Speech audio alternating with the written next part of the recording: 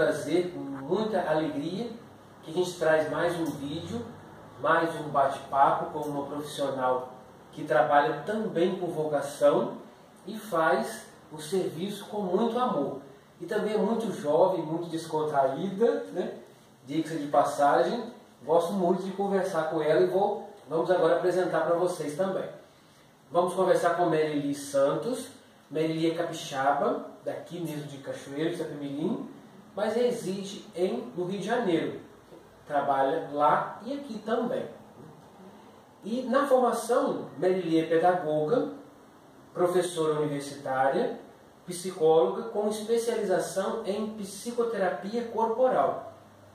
E dentro dessa formação, ela atua hoje em dia na psicologia clínica e na formação de novos analistas.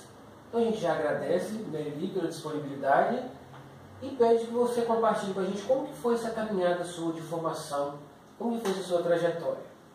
Sim, claro. Antes eu quero agradecer o convite, viu? E parabenizar por esse projeto maravilhoso, né, que vocês criaram para levar às pessoas essa oportunidade de reflexão, né? Acho que é uma contribuição social assim muito bacana, né? Então vocês estão assim de parabéns. Obrigado. Bom, minha trajetória, né? Acho que ela iniciou assim com a minha chegada por aqui, porque eu já vim assim com o chip da psicologia, né? Minha missão, meu propósito de vida. Porque na quinta série eu me lembro daquelas redações que as professoras diziam, o que você vai ser quando você crescer? E eu já respondi ali que iria ser psicóloga. Então, assim, isso aí já estava, né, no meu propósito de vida, mas a trajetória para chegar aí foi um pouquinho mais comprida, porque primeiro eu passei pela educação, né, porque primeiro formei em pedagogia, então fui fazer outros trabalhos na orientação, supervisão e magistério, né, mas acho que tudo isso me ajudou bastante a criar uma base, né, que estava ali lidando com o processo de educar e ser educado, então é uma forma também, né, de gerar uma formação, né? E acho que isso ajudou bastante, deu uma bagagem interessante para entrar no exercício da psicologia, já um pouco mais madura e já um pouco mais com uma bagagem também que favoreceu bastante. Interessante. E a gente traz aqui da sua formação um dado interessante. Nós, jovens, e os que estão também nos assistindo, às vezes tem aquela mentalidade de quando está no nosso chip, né, na nossa essência, a gente ser aquilo, a gente tem a preocupação de acertar na vocação, parece que de cara, e pro resto da vida. E no seu caso, você traz um dado interessante, que você teve aquela vontade de ser psicóloga, mas precisou ou quis passar por outro caminho até chegar nesse seu chip, nessa sua essência. Como que fica isso para a juventude de hoje? Essa questão de querer acertar a vocação e parece que tem que ser aquela ali pro resto da vida. Como que fica isso? O jovem hoje tem assim, várias possibilidades, né? E eu acho que por ter tantas oportunidades, a informação hoje, assim, o volume é muito intenso, né? Então, acho que cria realmente uma dificuldade de escolhas, né? E também tem uma outra questão também que dificulta, que é a questão assim, de que você hoje pode fazer o que você quiser, né? Tem essa margem também que é muito larga. Então, assim, na verdade, acho que ajudaria bastante eles entrarem em contato com o desejo, né? Não importa, a gente pode ter, assim, 1000 opções, né, para fazer escolhas. Mas se você está em contato com o seu desejo, você vai saber o que escolher, né? Então, acho que é importante eles fazerem esse contato e também aproveitar as oportunidades, porque às vezes é isso, tá vendo? Uma oportunidade vai fazer uma trajetória com você que vai te dar também uma bagagem, vai te dar uma preparação, às vezes, para você realmente entrar na sua vocação e às vezes entrar de uma forma mais madura, né? Ou já fazendo aquilo com mais condição, mais recurso, né? E isso é muito bonito, né? A gente vê que a vocação ela não tem só uma forma de ser. Dentro da sua essência você pode executar aquilo ali em outras profissões também, né? Sim, sim, pode. E hoje existe essa possibilidade, né? As pessoas hoje têm 1, 2, 3 profissões. Eu venho de uma outra geração que não era bem assim. Era cada um com a sua profissão, né? E aposentava nela. E hoje em dia não, hoje em dia é isso também, né? A gente pode ser professora, você pode ser psicólogo, você pode, né, fazer um outro trabalho de pedagogia. Então, assim, né, existe esse viés também que abre mais possibilidades, né? Mas o importante é isso, é você estar com foco, né? Onde que eu me realizo? Qual é o meu desejo? Né? Isso vai te conduzir. Que bom. E dentro da psicoterapia, né, que é o seu chip, né, define pra gente o que é a psicoterapia. Sim, a psicoterapia é um método de tratamento psicológico, né, que trata doenças psíquicas e que hoje também é um método de autoconhecimento, né, que a gente poderia falar no sentido assim da prevenção, né? Porque se a pessoa também se dá a oportunidade desse autoconhecimento, a gente também pode prevenir, às vezes, de passar por um adoecimento em situações que seriam muito adversas, né? E a gente ainda não se reconhece muito com os recursos internos que tem. Então, se a gente tem um bom conhecimento de si, a gente também pode fazer uma boa prevenção, às vezes, para determinadas situações, né? Sim. E esse trabalho, ele é um trabalho relacional? Sim, é um trabalho relacional. É um método que se dá, né, em função dessa relação que se estabelece entre o paciente e o terapeuta, né, o analista, né? Interessante, né? Então tem um trabalho de interação com o outro. Não pode relacional. Não pode passar só pela profissão, tem que ter um amor ali, né? Isso não é só a técnica, o conhecimento, né? Não, é especialmente a relação, né, estabelecida, né, numa forma de transferência vincular, né, que vai possibilitar o trabalho. Bom, e dentro desse seu trabalho, quais são os desafios que você apresenta para a gente? Bom, esse trabalho, acho que assim, talvez um dos desafios mais importantes, né, é o de que você está ali numa atividade que você acolhe, né, as pessoas nos seus crescimentos, nas suas superações, né, e faz parte do trabalho, né, o sigilo, onde você, obviamente, né, vai ficar entre você e a pessoa, né, tudo que está sendo colocado. Então, é algo que você não pode também partilhar com ninguém, né? E a gente fala então que é um trabalho muito solitário, né, o trabalho do consultório clínico, né? É um trabalho entre você e as pessoas, e você não tem muito como sair dali e trocar uma ideia, nada a respeito ali do trabalho em si. Mas, enfim, é um desafio também você estar ali numa atividade que você precisa abrir mão também de qualquer condição, assim, de querer algum retorno, né? No sentido de ser admirado, ser presenteado, né? Essas coisas. Acho que também tem que abrir mão disso. É um trabalho onde você está ali para servir, né? E atender no que você puder ajudar, né, a pessoa. Sim. Você lida com o sagrado da pessoa. Isso. Com a vida, com o sagrado de cada um. O que foi confiado, né, a você ali no processo, né, vai ser algo que é isso, vai ficar, né, guardado como algo que é sagrado, né, jamais vai ser, não tem essa oportunidade, né, de sair e discutir. Outras profissões têm, né, você pode discutir, mas e isso, né, sei lá, o médico operou alguém, né, mas como é que foi essa operação, fez isso, fez aquilo, não sei o que, pode dividir.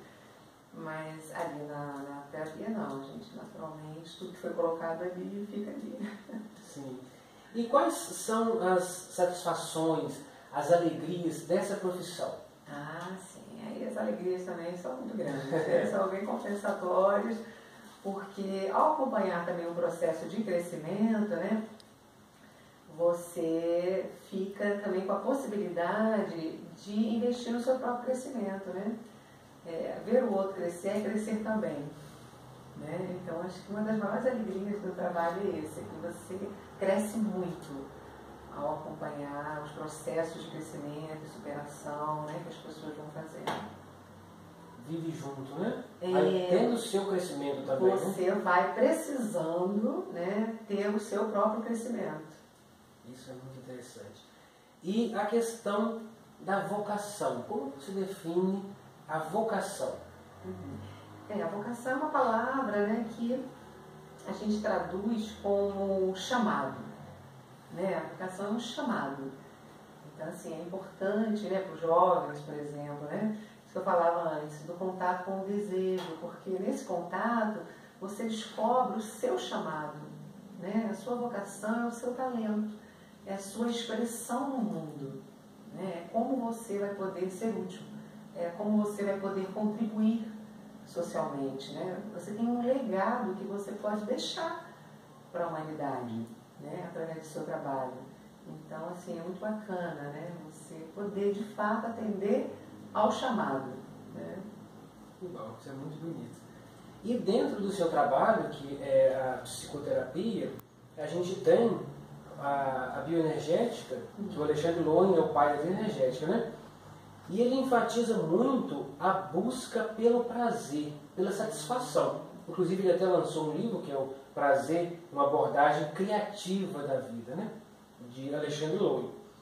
Como que a gente compara esse prazer, essa nossa essência da bioenergética com os prazeres em que a gente vê hoje em dia, que o jovem às vezes se limita ao prazer só no ato sexual ou um prazer nos vícios, né?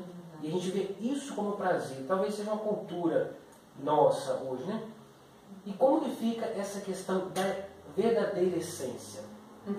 Sim, O verdadeiro prazer, né? Ah, sim, exatamente isso. Porque prazer, né? Nós podemos, né, assim, atribuir a alguma atividade agradável, né? Mas hoje parece que as ofertas, né, no sentido do prazer, elas ficam muito no ter, né? Ter algo, ter uma pessoa, ter um encontro, né? Fica muito no ter. Quando na verdade o que o Lowen diz sobre uma abordagem criativa da vida, né, uma busca de um prazer, é de um prazer, como você disse a palavra, essência, né? É um prazer do ser, né? Então, assim, as pessoas hoje, elas ficam muito compulsivas, né? Pela essa questão que a gente está dizendo do ter. Então, você acha que se você puder receber, né, você vai ter uma satisfação, né? E a pessoa percebe que, na verdade, ela continua insatisfeita. Daí uma compulsão, né, em relação às coisas que existem hoje, porque não é a quantidade que vai satisfazer. O que satisfaz é o produto. E o produto é o quê? É algo do nosso desejo. Né? Aqui, quando nós encontramos o que queremos, nós nos sentimos satisfeitos. Né? E a questão do sexo é um exemplo ótimo para isso, porque é prazeroso o encontro sexual, é prazeroso, né? Mas algo falta. Né? Sai com uma falta, sai com vazio, é uma conta que não fecha. Né? Então, na verdade, o que falta? Falta talvez a possibilidade da pessoa poder ser ela. Né? Falta a possibilidade da pessoa poder dar de si. Né? Da pessoa poder oferecer afeto também. Né? E aí, se a gente oferece, como consequência, a gente também recebe de volta. Né? Mas, tá vendo? Existe ali uma possibilidade, né, de uma troca, de algo que também compõe e dá sentido. Né? Talvez o encontro apenas sexual fique um pouco esse vazio por conta disso. Né? Falta um sentido. Né? Falta algo que a gente sabe que precisa para preencher ali e que não está sendo preenchido. E aí, isso é que eu falei da compulsão. A pessoa acha então que ela vai conseguir preencher com quantidade. Sim. Né? Mas aí faz inúmeras vezes e acaba percebendo que não, né? Que ainda, mesmo assim, com tanta quantidade, ainda não preencheu. Alguma coisa falta, né? Ainda alguma coisa continua faltando. Bom. E tem uma palavra, uma frase, né, do dito popular que diz que existe mais felicidade em dar do que em receber. Que vem muito de encontro com isso que a gente está dizendo, né? Sim, sim. Qual seria o sentido dessa palavra?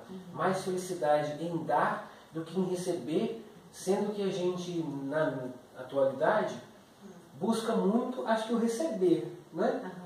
E aí não tem essa satisfação. Exatamente. Porque aquilo que você falou também, existe uma cultura, né, que é mais superficial, mais individualista, né, que coloca essa ideia de que você receber é muito legal. Né? E as pessoas acabam ocupando esse lugar um pouco mais egoísta, onde elas ficam nessa busca, né, por receber. E a verdade nessa questão, né, que a gente vai amadurecendo, a reflexão sobre a felicidade, é que o entendimento que a gente vai tendo é que a felicidade ela não é um ponto de chegada, né? Algo que você conquista e fala, agora eu tenho uma felicidade. Ela não é do âmbito do ter também. Né? Do âmbito do ter são alegrias. Né? Se eu compro uma roupa nova, eu fico alegre. Né? Estou com uma blusa nova, um relógio novo. A gente tem alegrias. Mas a felicidade é mais da relação com o ser. Né? De fato. Então, assim, é uma oportunidade, a gente vai buscar uma oportunidade de ser. Então, num encontro com o outro, onde você tem uma reciprocidade, um compromisso, você tem aí uma possibilidade também de ser você. Né? E isso dá uma satisfação muito grande, porque a gente precisa também desse espaço, né? Sim. E esses encontros assim mais ocasionais, né, é muito na atuação, é muito no desempenho. Né? São oportunidades muito mais de ter algo do que ser.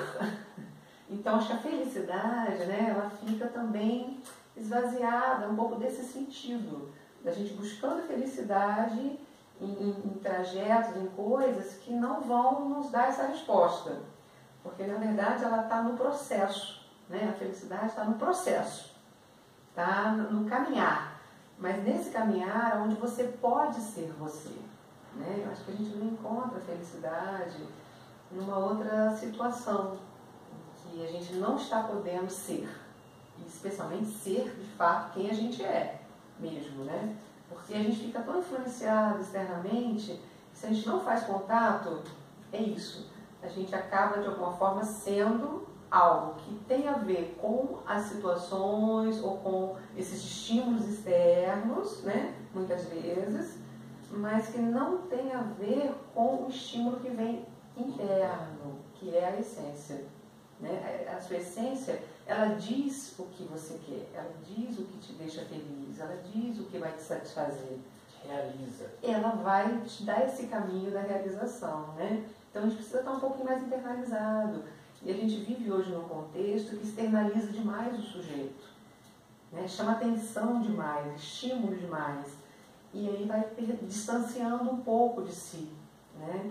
E aí a gente começa a sentir as angústias, né? Que também são muito fortes desse momento. Por exemplo, o jovem hoje é bastante angustiado, porque é isso, parece que ele tem uma possibilidade infinita assim, de se relacionar, né? As oportunidades são muitas, né? Os trabalhos também, as opções de trabalho também são muitas. E aí parece que fazer uma escolha vai dar um sentido de perda. O jovem, hoje em dia, né, está com essa dificuldade de entender que se faz uma escolha, né, ele está perdendo algo que ele não deveria perder. Não é verdade, não é isso. Ao fazer escolhas, nós ganhamos algo, perdemos alguma coisa. Não tem jeito. Não tem jeito. Mas por que fazemos a escolha? Porque estamos ganhando algo que é a nossa prioridade, que é o que nós queremos, que é o que está em contato com o nosso desejo. Então eu posso escolher essa pessoa, né? Eu posso não estar com essa outra pessoa. Entende? Assim como na profissão. Eu posso escolher essa profissão, porque essa profissão é o que me realiza, eu posso não me preocupar com outras coisas. Né? Eu vou abrir mão de outras coisas. Então, isso também atualmente, para o jovem é difícil, porque tem toda uma cultura dizendo, pegue tudo, não tenha limites, você pode ter tudo. Né? Para que você vai ter um relacionamento com uma pessoa se você pode ter com 2, 3? Né? Só que a palavra é essa, né? Não é exatamente, né, um relacionamento onde você pode estabelecer com a pessoa, né, um vínculo e outras coisas que também são importantes. A gente vai acabar ficando com uma superficialidade, né, que não vai trazer uma satisfação ou um prazer, porque aí já é de outro âmbito, são outras questões. Né, que vão trazer, mas não que a pessoa vai se sentir bem ou feliz. E quando eu assumo ou quero assumir só as coisas boas, eu não confronto. Sim. Não é verdade? Sim, eu não confronto. Não resolvo os conflitos também, né? Se a gente não confronta, a gente não resolve os conflitos, né? É como se fosse um mar de rosas. Isso, tudo vai ficar... Isso que é uma coisa hedonista, muito ilusória. A gente achar que a gente pode viver no prazer. Não, isso também não existe, isso também é uma irrealidade. Né? Nós vamos lidar, logicamente, com o prazer desse lugar muito mais do ser, né? E, obviamente, também, o ter também traz prazeres, mas vamos lidar também com o desprazer, vamos lidar com tudo que compõe, que faz parte da vida, né? Exatamente. E me veio uma pergunta à mente agora, provavelmente muito jovens, uma pergunta um pouco instigante. A questão da vocação. A gente pode dizer que a vocação precisa ir contra a cultura do capitalismo? Ah, boa. Creio que não precisa ir contra, né? Porque tudo que vai contra cria talvez conflitos desnecessários, né? Mas a vocação é algo que vai a favor da vida. A vocação é a favor da vida, né? E a gente precisa compreender que o capitalismo é a favor do consumo, né? Então, assim, é outra questão. Está trabalhando, está produzindo uma outra coisa, né? Que não é o que humanamente, né, a gente pode também estar produzindo e contribuindo para valorizar a vida, né? E a condição de qualidade de vida das pessoas. Aí vai aquela questão dos números, né? Da quantidade. Sim, vai entrar na questão da quantidade, né? O capitalismo, ele traz toda uma proposta de que se você tem, você é feliz, né? E a gente sabe que a vocação traz uma proposta que se você é, você é feliz. Então, assim, e especialmente você podendo ser uma expressão no mundo onde você dá a sua contribuição, né? Então, assim, realmente a vocação, ela é a favor da vida. E a gente tem que ter cuidado com o capitalismo, porque ser a favor do consumo não é ser a favor da vida. E a gente traz também o sociólogo polonês moderno, que é o Zygmunt Bauman. Ele aborda muito essa teoria da liquidez. Né? E como que a gente pode relacionar essa sociedade líquida, que é essa sociedade totalmente descomprometida, desconectada, com a vocação que necessariamente impulsiona ao compromisso, impulsiona a essa conexão, a essa importar com os outros. Não tem como eu atuar a minha vocação sendo indiferente. Não tem condições. Sim. Como que a gente vê isso hoje em dia? Como você vê isso hoje em dia? Então, tá vendo? Essa questão da liquidez é como se fosse assim, é um trato com o descompromisso.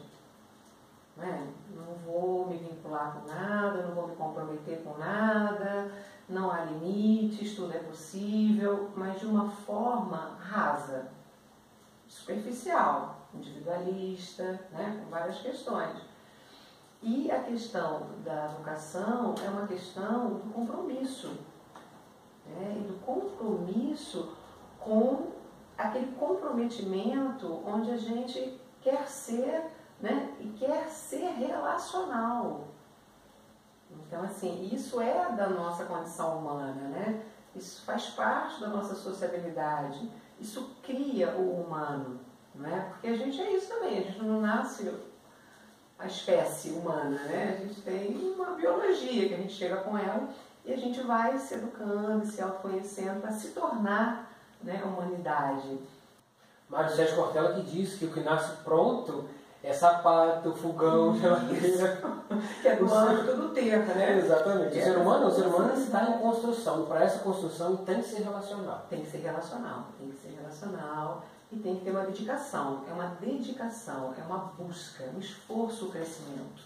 Isso também é uma outra coisa contemporânea difícil da gente lidar, que os jovens precisam também um pouco dessa reflexão de que a gente não consegue as coisas sem esforço, né? Isso é uma proposta também bastante ilusória, né? Crescer requer esforço, requer investimento, requer uma dedicação sua, né?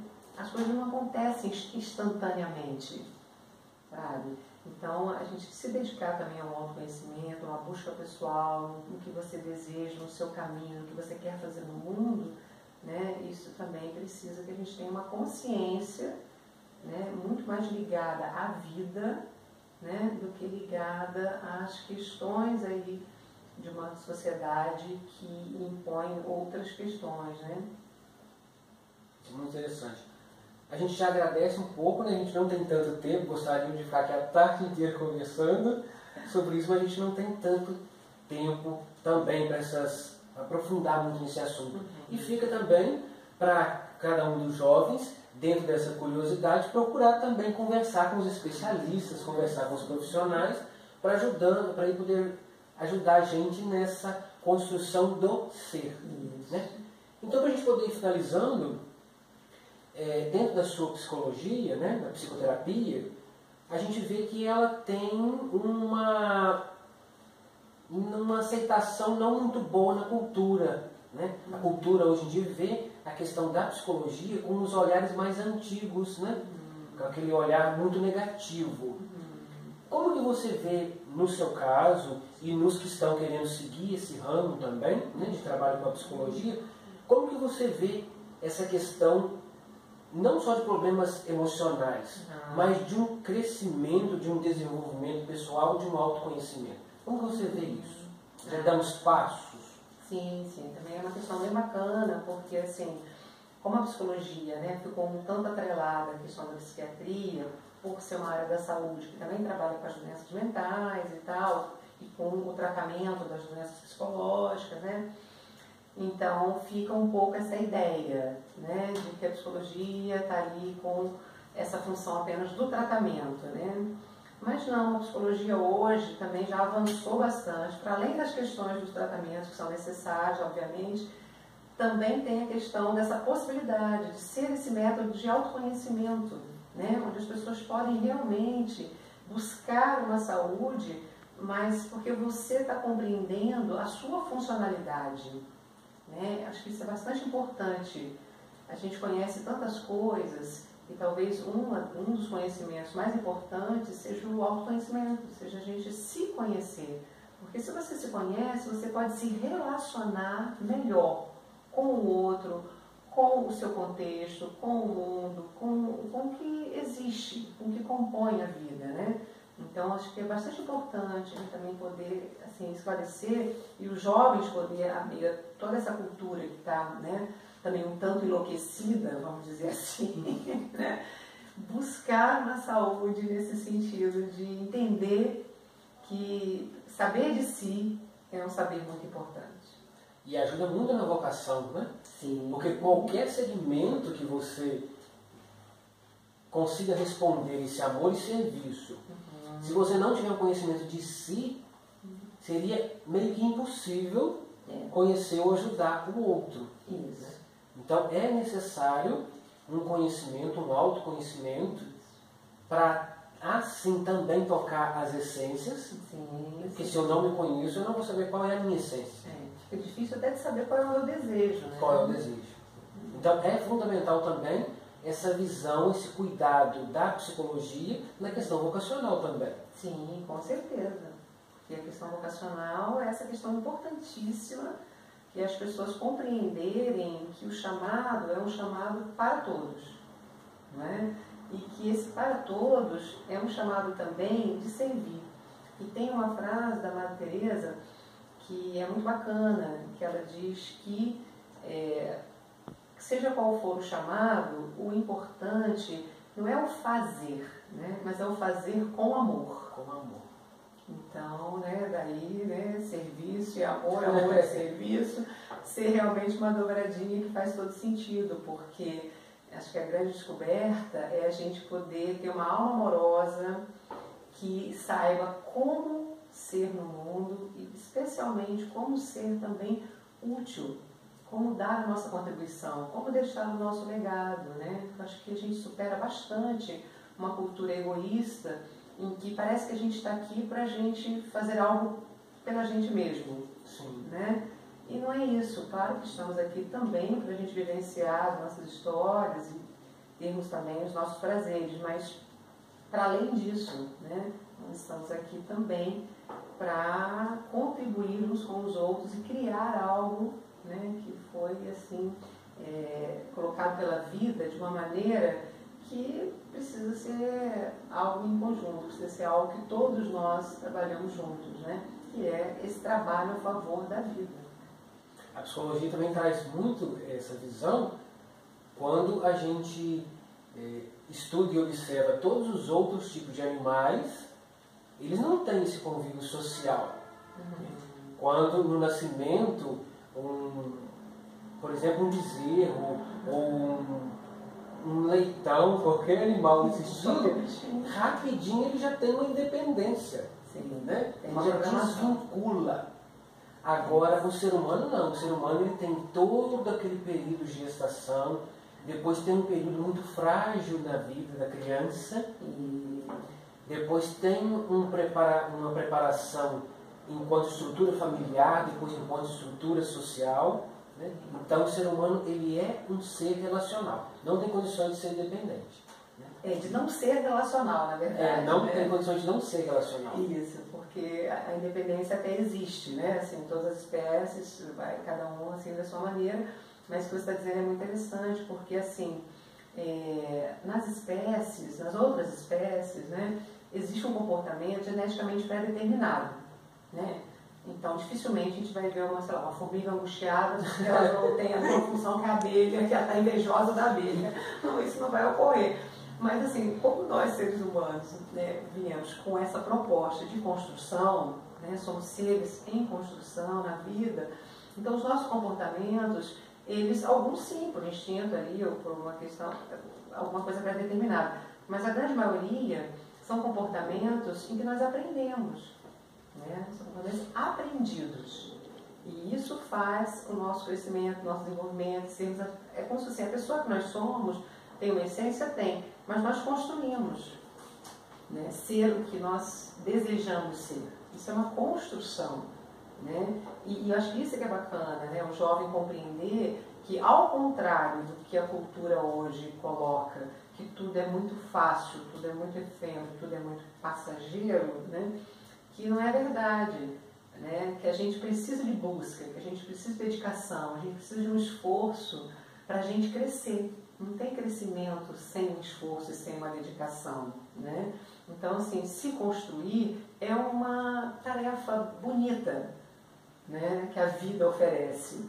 É bacana. E a gente não apenas se compromete com essa tarefa, que é de se construir, mas de auxiliar também, de ser também alguém que é coadjuvante, que é importante também na interação e na construção do outro.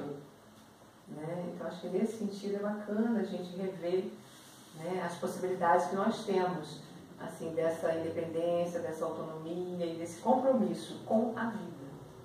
E é interessante também, no livro do Gênesis, na Bíblia, a gente vê que o homem não foi criado, o homem é criado. Isso. Tem uma diferença. Isso. Se eu olho como o homem foi criado, é uma coisa estática, chegou num ponto, parou, veio pronto. Mas quando eu assumo que o homem é criado, então eu vejo essa criação. Tem o compromisso de cada um com essa criação, né? E aí cada um de nós temos o nosso compromisso pessoal, né, de fazer essa nossa construção, né? E isso é bacana do jovem compreender, né, que ele tem uma tarefa na vida, né, que é isso, construir a pessoa que ele quer ser, né? E que essa pessoa é uma pessoa que pode contribuir, né, que pode deixar também um legado na construção da humanidade, né? Isso. Então, finalizando, a gente pede para você deixar como mensagem aos nossos jovens como que a juventude precisa fazer para passar por essa gama de oportunidades que o mercado oferece e conseguir optar pelo que é essencial, pelo propósito. Nós já falamos um pouco sobre isso, mas gostaríamos que você deixasse como mensagem final e terminando essa nossa conversa. Qual mensagem você deixa para os nossos jovens? Sim, que apesar, né, de toda a influência que o contexto possa ter, desvirtuando, vamos dizer assim, né, do sentido que a gente precisa encontrar para a vida, né, parece que também isso poderia ser uma coisa pronta, né, a gente acharia isso em algum lugar, qual o sentido da vida, né, essa resposta vai vir. Não, né, acho que é importante hoje o jovem buscar para si, né, e na sua construção, que sentido que ele quer dar à própria vida. Né? Porque esse é um presente assim, que a gente precisa realmente acolher assim, com muito amor, com muita paixão. Né? Nós temos uma vida e essa vida pode ser construída da maneira em que a gente se sentir mais feliz ou realizado, se a gente não perder o contato com o que a gente quer, com o nosso desejo, com o que nós viemos fazer aqui. Né? Então, assim, que os jovens possam buscar, independente do que possa tentar influenciá-los, mas que eles não percam a oportunidade de viver a vida que só ele pode criar, né? E depois dizer se ele está feliz ou não com essa vida criada. Então a gente agradece mais uma vez, né, Lili, por essa disponibilidade, por essa simpatia, por essa alegria, né? E pedimos aos jovens que compartilhem. Se fez bem, com certeza, para você, tem mais alguém precisando de ouvir também, para se sentir bem. Então compartilhe, manda para a gente as suas dúvidas, as suas sugestões, e a gente fica esperando que contribuam mesmo, né, para poder ajudar a divulgar esse amor e serviço. Tá? Fica o nosso agradecimento mais uma vez. Sim, também agradeço pela oportunidade de contribuir. Até mais. Até mais. O amor nasceu em meio ao frio.